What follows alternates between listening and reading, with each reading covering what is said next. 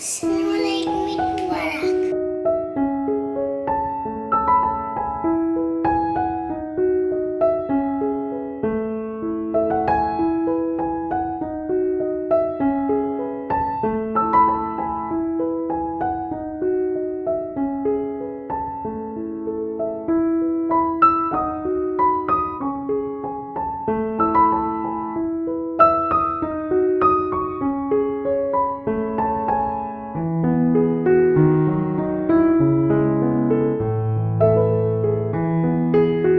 আসসালামু আলাইকুম এভরিওয়ান, সবাই কেমন আছো? আলহামদুলিল্লাহ।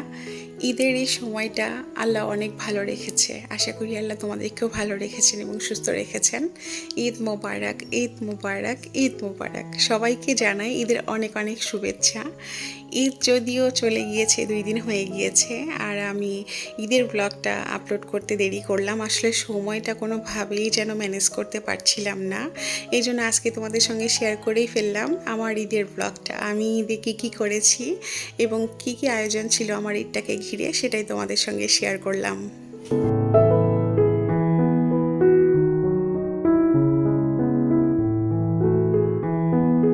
আজকের ব্লগটা যে শুধু আমার ঈদের দিন কেটেছে সেটা শেয়ার করেছি তা কিন্তু না। আমার চাঁদ রাতকে ঘিরে আমি কী করেছি সেটাও শেয়ার করেছি। চাঁদ রাতে প্রথমত আমার বাসাটাকে আমি সুন্দরভাবে গুছিয়ে নিয়েছি। আমার পুরো বাসাটাকে আমি একেবারে ঈদের জন্য রেডি করেছি। So make my home Eid ready. তো সেখান থেকে আসলে বাসাটা যখন ক্লিন থাকবে তখন ঈদের আনন্দটা কিন্তু আরও হাজার গুণে বেড়ে যায়। তো ইফতারের পরপরই আমরা বসে পড়েছিলাম মেহেদি দিতে। আমার ছোট ছেলে কিন্তু আর দেরি হয় না যে আম্মু আমাকে মেহেদি দিয়ে দিতেই হবে। আমি যদিও আগের রাতে ওকে মেহেদি দিয়ে দিয়েছিলাম, তো ওর কথা যে আম্মু তুমি আমার হাতে তো স্টার করে দাও নাই। আসলে এত ব্যস্ততাময় একটা সময় কাটাচ্ছিলাম, আর সেইখানে বাচ্চাদেরকে মেহেদি দিয়ে দিব বা আমি দিব ততটুকু সময় আসলে আমি পাচ্ছিলাম না। তো সেইখানে আমার ছোট ছেলের আজব আজব কিছু চাওয়া ছিল।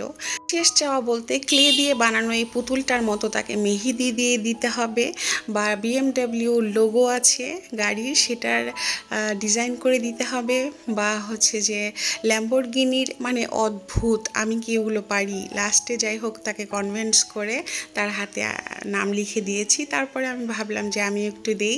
তো আমার আসলে এইটা জাতীয় ডিজাইন, ন্যাশনাল একেবারে আমার জন্য, কেননা আমি এতটা ডিজাইনভাবে মেহেদি দিতে পারি না। আর তাছাড়া একটু যদিও পারি, চেষ্টা করলে পারবো, কিন্তু আসলে আমার দেওয়ার ইচ্ছে ছিল না, কেননা ঈদের দিন তারপর দিন এতটা ব্যস্তময় সময় কাটাতে হয়।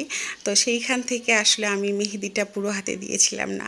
তো ঈদের দিন আলহামদুলিল্লাহ সকালটা শুরু হয়েছে আমার সেমাই রান্না দিয়ে। তারপর আমার হাজব্যান্ড যাচ্ছে নামাজে, তো তাকে বিদায় দিচ্ছিলাম। আর অবশ্যই সেলামি তো নিতেই হবে, ঈদ বলে কথা, সেলামির মাঝখানে কোনো ছাড়াছাড়ি নেই।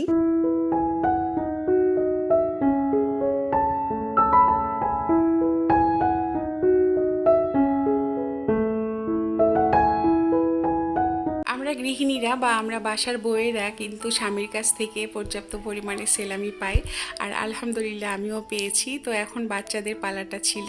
পরিবারের সবাইকে ছাড়া যখন আমরা একা একা ঈদ করি, তো ঈদের দিনটাকে আসলে একটু ভালোভাবে কাটানোর জন্য পরিবারের মধ্যে যতটুকু ভালোবাসা বা আলিঙ্গন দরকার ততটুকু করার চেষ্টা করি, আর করে যেতে যেন পারি সারাটা জীবন যতদিন বেঁচে থাকি। তো এই তো বাবা ছেলের আলিঙ্গন হচ্ছিল এবং ঈদ সেলামি লেনদেন হচ্ছিল। তো এভাবেই নামাজের আগের মুহূর্তটুকু কেটে যায়। তারপরে 3 বাবা ছেলে ওরা নামাজে যাচ্ছিল।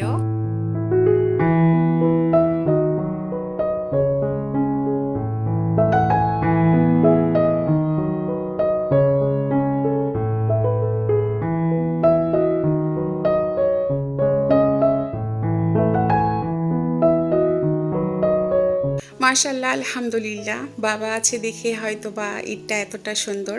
আল্লাহ তাআলা যেন আমার হাজব্যান্ড এবং সন্তানদের নেক হায়াত দান করে, এইভাবেই যেন আসলে বাকিটা জীবন সুন্দরভাবে কাটাতে পারি। তারপরে চলে আসি আমি রান্নাঘরে। যারা আমার ব্লগ প্রথম থেকে দেখো বা আমার ঈদের ব্লগগুলো দেখেছো তারা অবশ্যই অবগত যে আমরা কিন্তু টাঙ্গাইল স্টাইলে ঈদ করি। টাঙ্গাইল স্টাইলে বলতে হচ্ছে আমি যেহেতু টাঙ্গাইলের বউ, তো সেইখানে কিন্তু টাঙ্গাইলে আমি বিয়ের পর থেকে দেখেছি যে সকালে খিচুড়ি আর মাংস খাওয়া হয়, তারপরে দুপুরে তোমার হচ্ছে রোস্ট পোলাও সব কিছু করা হয়।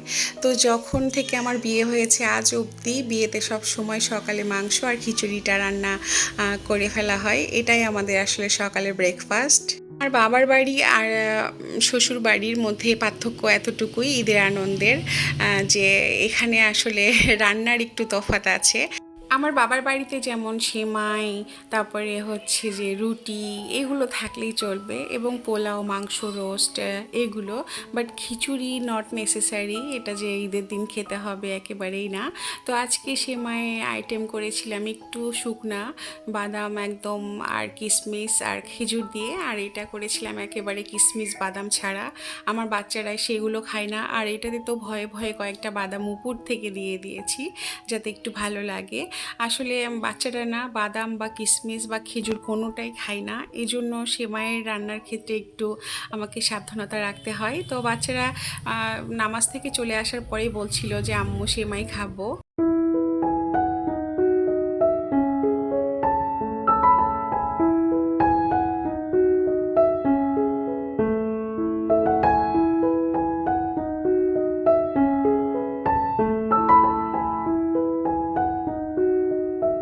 শুধু আমরা হাজব্যান্ড ওয়াইফ আর দুটা বাচ্চা থাকলে না ঈদের আনন্দটা কেমন জানি একটু মনে হয় যে অপূর্ণতা থাকে। তো সেইখানে আমার শাশুড়ি বা আমার মা যখন আমাদের সঙ্গে ঈদ করে তখন তাও মনে হয় যে পরিবারের কেউ তো সাথে আছে। আর তাছাড়া নানুকে পেয়ে তারা বেজায় খুশি ছিল, যদিও আমার শাশুড়ি মা আসতে পারেনি।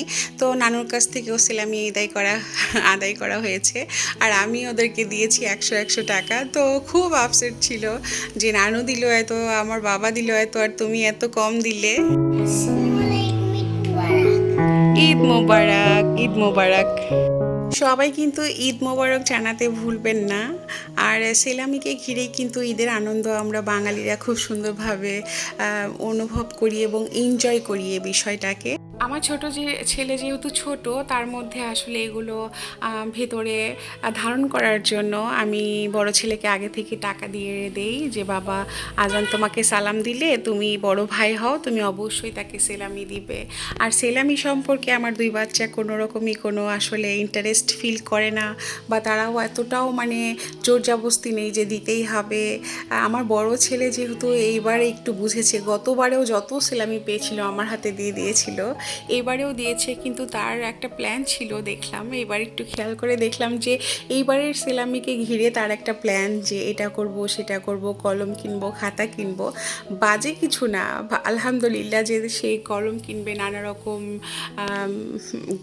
গ্লিটার দেয়া বা এমনি পেন কিনবে, যারা মানে তারা যেন ড্রয়িং করতে পারে অনেক দিন পর্যন্ত। তো যাই হোক, তারা দুই ভাইও এনজয় করছিল, আমিও অনেক এনজয় করছিলাম। এই ছোট ছোট আনন্দকে ঘিরেই কিন্তু আমার ঈদের দিনটা চলছিল। তো আলহামদুলিল্লাহ আমার রান্না চলছিল আর আমি বাচ্চাদেরকে নিয়ে এনজয় করছিলাম আর ঈদের গানটা ছেড়ে দিয়েছিলাম।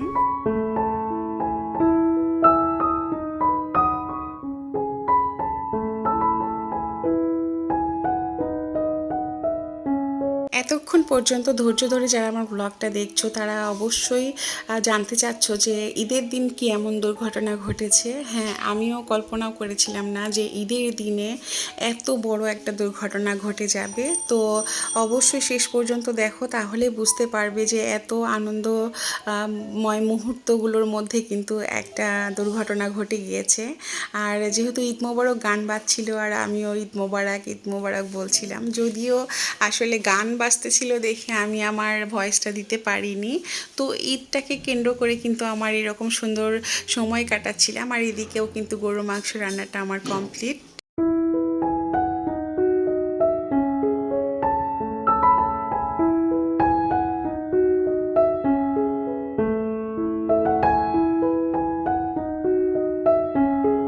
আলহামদুলিল্লাহ সকালের এই মুহূর্তটুকু কিন্তু আমাদের বেশ ভালো কেটেছিল। আর আমার সকালের নাস্তাটা রেডি।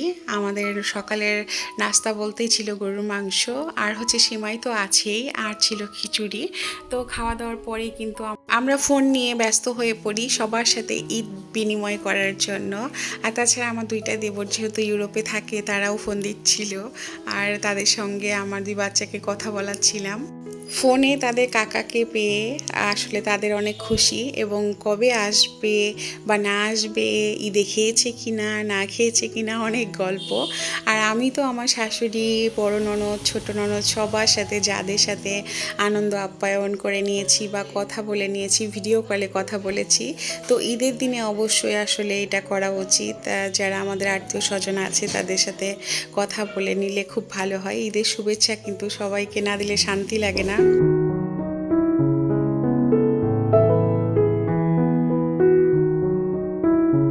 তারপরে চলে এসেছে আবার দুপুরবেলায় রান্না চলছে রোস্ট আর হচ্ছে পোলাও।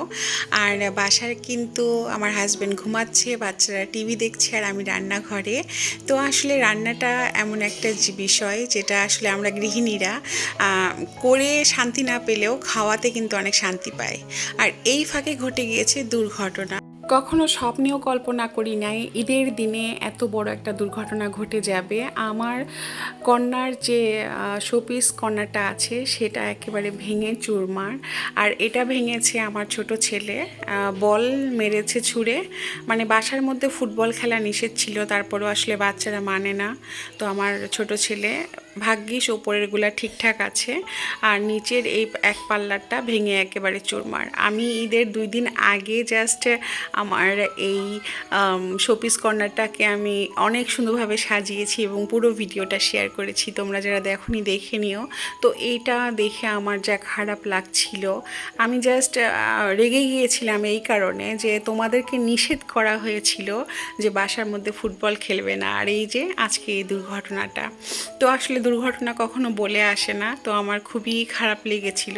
মানে অনেস্টলি বলতে, যে বাচ্চারা যাই হোক অনেক সময় না কিছু কাচের ভেঙে ফেললে ওরা নিজেরাই উঠাতে যায় বা ভয় পেয়ে ঘাবড়িয়ে যায়। তো সেই ক্ষেত্রে যাই হোক কোনো ক্ষতি হয় নাই। এই ক্ষতি হয়তো পোষাতে পারবো, ওই ধরনের ক্ষতি যদি শারীরিক কোনো ক্ষতি হতো সেটা হয়তো বা আমরা আর ঠিক করতে পারতাম না। তো এটাই হচ্ছে আমার ঈদের দিনের দুর্ঘটনা। তারপরে এসে আমি আবার রান্নাটা কন্টিনিউ করি। যদিও আমার খুবই খারাপ লাগছিল যে এই ঈদের দিনে এত বড় একটা দুর্ঘটনা ঘটে গেল।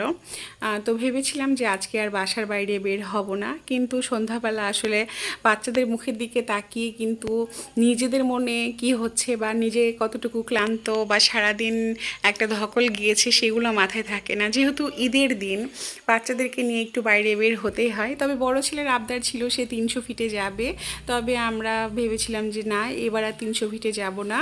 তো ভাগ্যিস দিয়াবাড়িতে এসেছিলাম, দিয়াবাড়িতে এসে দেখছি যে এইরকম স্লাইডের ব্যবস্থা দিয়াবাড়িতেও করেছে, আর বাচ্চারা তো সেই মহা মহা খুশি হয়ে গিয়েছে। আর কি বলবো, এত প্রচণ্ড পরিমাণে মশা ছিল এখানে, আর ধুলা, মানে অন্যরকম একটা পরিবেশ ছিল। বাচ্চারা আনন্দ করেছে, বাট অ্যাজ এ প্যারেন্টস আমাদের খুবই কষ্ট হয়েছে। এই তো দেখতেই পাচ্ছ, ছোট পরিসরে কিন্তু আয়োজনটা ছিল শুধু বাচ্চাদের জন্য। আমার ভালো লেগেছে যে তারা অন্তত খুশি হয়েছে।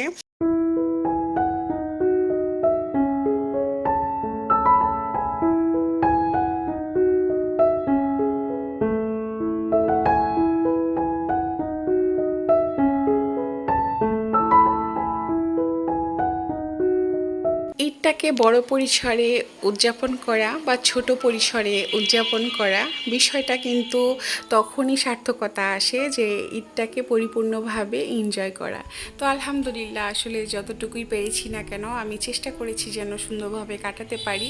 শুধু একটা দুর্ঘটনা ঘটে গেল, এটা আসলে বাচ্চারা ইচ্ছে করে করেনি। তো তারপরে ওদেরকে খেলাধুলানোর পরে আমরা চলে যাই 18 নম্বর সেক্টর, সেখানে যেয়ে একটু চা খাবো।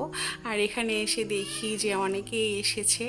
আর এই আপুটা চায়ের দোকান দিয়েছে। এই আপুটা কিন্তু তার সংসার প্লাস হচ্ছে যে চায়ের দোকানটা সামলায়, এবং উনি বাইক চালিয়ে কিন্তু সাজেক পর্যন্ত চলে যায়।